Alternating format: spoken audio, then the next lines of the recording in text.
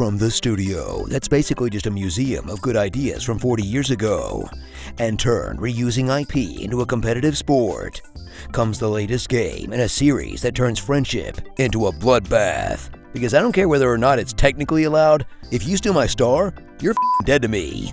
Super Mario Party Jamboree. Travel back in time to the classic board game series as its latest iteration sees the return of familiar faces, the introduction of new characters to play with, and a misguided reliance on Nintendo's shoddy hardware. With so many motion control games, you'll feel like you're giving a handy to the ghost of your dignity. Sorry, I meant the boo of your dignity. This would feel less bad if my Switch's sensor bar worked. All these 4th place finishes just make it seem like I'm shaking Ectodong for the love of the game. But I don't love this game at all. Hop aboard Toad's Hot Air Balloon and discover what new terrors that fiendish fungus has in store as this Last of Us reject takes you on a tour of his twisted fantasies. Like a picnic next to the worm from Dionne, a mall from back when they weren't depressing, and Western Land, but worse because they won't even let you wear those fun hats anymore.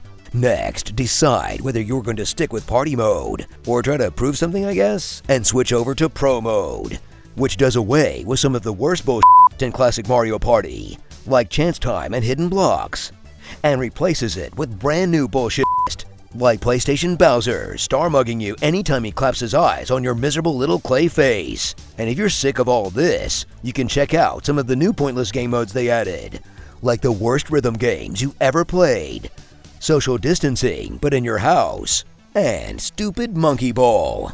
But let's be real, you'll probably just turn the game off before you even reach the end. Marvel as Nintendo gets a little kooky with the pacing, fixing what ain't broke, and making a 10-turn game clock in at 90 entire minutes. In that amount of time, you can watch 75% of Deadpool and Wolverine. And you'd still get the satisfaction of pointing at a screen and saying, "Hey, I know who those characters are." They call me the Gambit. Do they? Indoor mini-games that stretch the limits of the word mini as you battle it out to win the friendship of a classic Nintendo character for 3 entire turns. Unless someone walks past you first, rendering all that work you did as useless as the sensor bar in my broken piece of Nintendo Switch, and forcing you to watch as one of your stupid friends benefits from all your effort. Does Jamboree, buddy, mean nothing to these fickle monsters?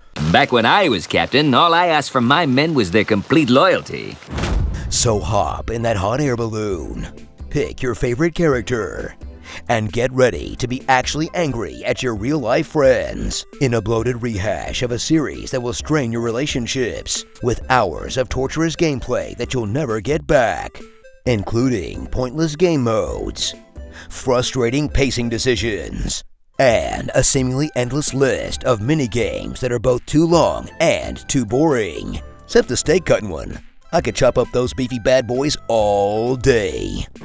Starring your most boring friend, your most boring friend's weird brother, Princess Di, Princess Bai, Colin Farrell's The Penguin, Purple Rain, Super Cloaca, Girl Toad, Boy Toad, Chode, Elsa, Board Game of the Planet of the Apes, Hop to it, Pre-Transition Bowsette, Sentient Eyes Wide Shut Mask, Koopa Troopa beams are gonna blind me, Moly, moly, moly, moly. Mini-me. Ghost Busted, and Jason Funderburker, Mario Party Infinity War. If it sounds like I'm hating on this game for unreasonable things, like my Switch not working or having bad friends, I am. That's the game's fault. No, that's the fault of Mario himself, and he will answer for his crimes. Hey gamers, are you looking for a little more story in your games? Check out GameSpot's deep dive into the Dragon Age timeline, out now.